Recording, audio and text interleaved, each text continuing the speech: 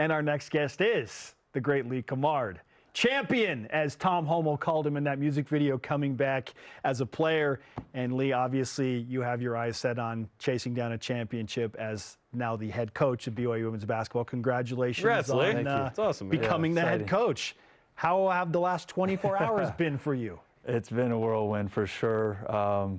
Work's already started. We got a recruit on campus yesterday and today, and kind of got the formal news and just trying to prepare for everything. I can't believe how many people have reached out and offered congratulations and their excitement for me and for the program. It's everybody. I'll get back to you at some point, but work to be done. Lee got to me last night. Just saying. Yeah. Just saying. I feel high up on I'll just tell you, like, I spent an hour replying, and I want to reply genuinely to everybody, and I scratched the surface. So I appreciate you getting back to me. That's great. I know you're a busy guy. You're at the top of the chain. Thank you. I appreciate it. This is something that has been in the making for a long time in terms of how hard you worked and getting to this point. But you really emphasized yesterday, like, what BYU means to you and how important the holistic BYU experience is. Having played here, which is a unique thing given the history of kind of the head coach of this school, what does it mean to you to be the head coach of the women's basketball team, given that you played here, you've been in both the men and the women's programs, you played overseas and whatnot, and now you have an opportunity to lead a program yourself? Yeah, it's something I've always chased. After kind of hanging up the playing shoes and starting this journey, and there's been bumps and turns and everything along the way, but I always envisioned myself, pacing the sidelines, managing a game, and just I wear the BYU brand with such pride that I'm super grateful and excited. Tell me Jeff Judkins was one of those that texted you or at least called you with a, hey, Lee, you got to get out and recruit, man. You got to go hit the road, get some players. There were a few people that I let know pre-presser or pre-announcement. Coach Judkins was one. I let him know what was happening. I let him know how grateful I was for, all that he's done for me.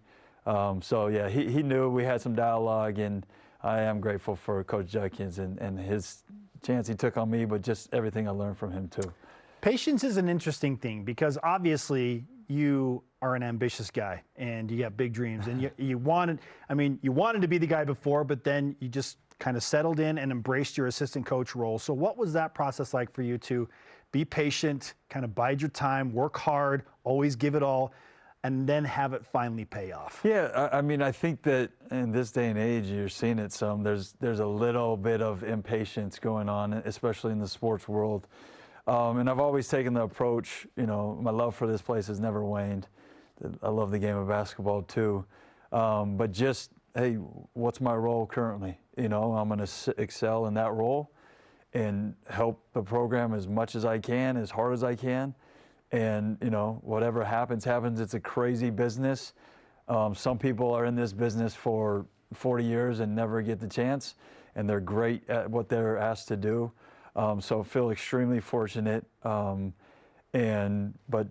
never lost sight of, hey, at some point, I do want to run a program and be able to kind of put my stamp on what that looks like. I thought you were the best choice for a million reasons. One, because we know you and we were in school at the same time and we like you a lot. But also to retain Delaney Gibb and sister Kailey Woolston. What's being done to make sure that they're in the BYU program? Sure, they've been a part of this process. Just like all athletes, they're trying to position themselves or find the best spot, roster, and managing all the variables that go into that, right? What does the roster look like? Can it compete? What's the financial situation look like? I think they're both in a really great place with BYU. They both want to be at BYU. They love this place. And we'll see what comes in the coming days, but I feel really good about those two. But we have a great group returning, right? Girls that want to be here and play and rep the BYU brand and do it the Cougar way.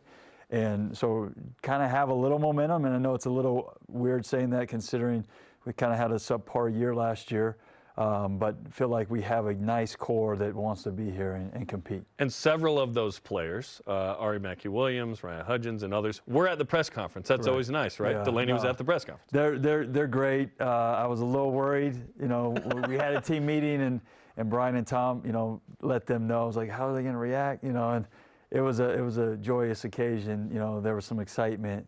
And it was good to see that instead of it just being like crickets just crickets. People walk out the back door. Golf clap, you know.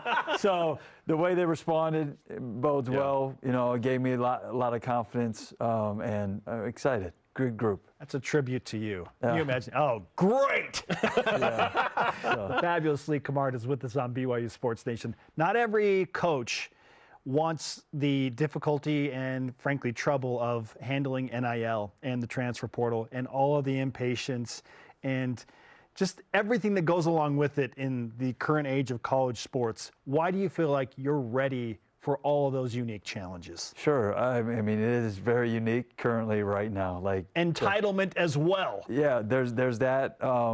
And look, like for us, it can't be about just the money. Like, we've had many conversations in the portal, and it's really clear early in those conversations of what they're searching out, right? Everybody's aware of what's going on here, whether it's with other other school, you know, like there's a lot of buzz about BYU and what's happening in NIL. We're not chasing people that want just the money. You got to fit, you got to have the character to be here. We want you to feel valued, financially speaking. And we're kind of taking that approach, and you know, hopefully that approach pays off long term for us. What's the secret sauce that soccer and volleyball have sort of figured out with attendance that we can create with women's basketball? You know, and how can we help? Yeah, that's an interesting question, because I mean, I said it in the press conference yesterday. I think we got to put a better, more exciting product on the floor. But you know what? Even in some of those years with Coach Judkins, and we're 26-2.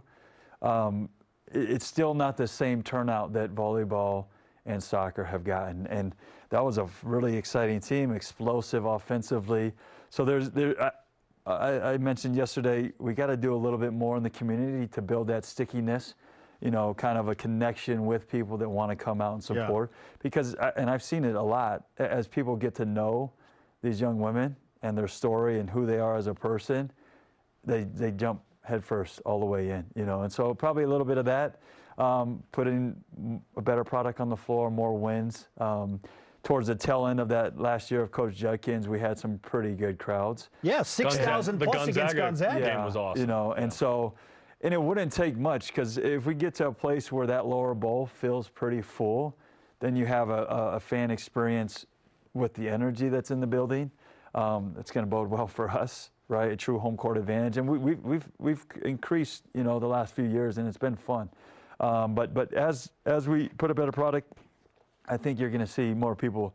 The game's just ready to explode, and it's exploding in a lot of places. BYU women's basketball head coach Lee Cummard is on BYU Sports Nation. That sounds fun. That sound good? That sounds good. Sounds great. I've got to give it its due credit. I was watching, or rather reviewing last season, and just almost incredulous at how close this team was to winning like 7 different games in Big 12 play. A few plays here and there. And you had turnover concerns and all that. Just a few simple plays or missed free throws. And instead of being 4-14 in conference, straight up you're 8-10 or 9-9. Like it's not that crazy to think that this team is that close. So how do you build off of that, knowing that you aren't really close? Yeah, we were really close, and we had a couple of non-conference games that were really close too that we should have won. Feel like we're there. We got to learn how to win, you know. And you go through the rosters of those top half teams in this league, and they are grads and seniors and very experienced juniors, and you can't discount that experience, right? A girl from TCU has played 160, started 160 games at this level. So there's no question why they've had the success. So got to learn how to win. Got to clean up some of those turnover challenges that we faced this year. But I think it was 7 games that we lost by 2 possessions or less.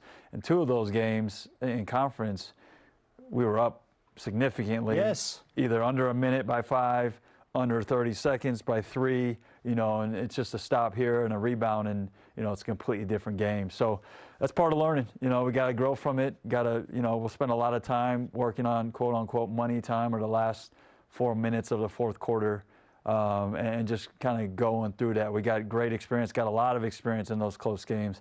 So hopefully that pays off. Another thing, I think there was some, people that got to play this year due to injuries or whatever that, hey, you got the experience now, right? It's no longer, hey, we're just stepping into this. Like, it's go time. We're sophomores and juniors, now, and I think that will pay off.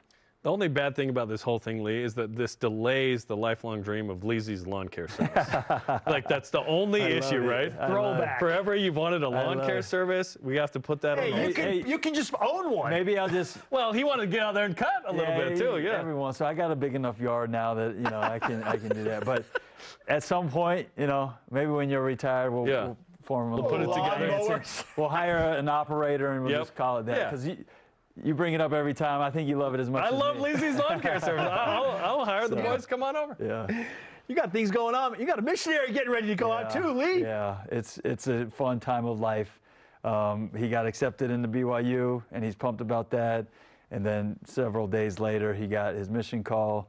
He's going to Frankfurt, Germany. Awesome. That's awesome. He's super excited, and we're excited for him. And just a new season of life, like. We're getting old, Lee. Yeah, no, it's great. We're getting old. It's great. Indeed we are. Congratulations again. Thanks for hanging out with us. Yeah, no, you guys are the best. We love it. We support it, and grateful for everything. Thanks, Lee.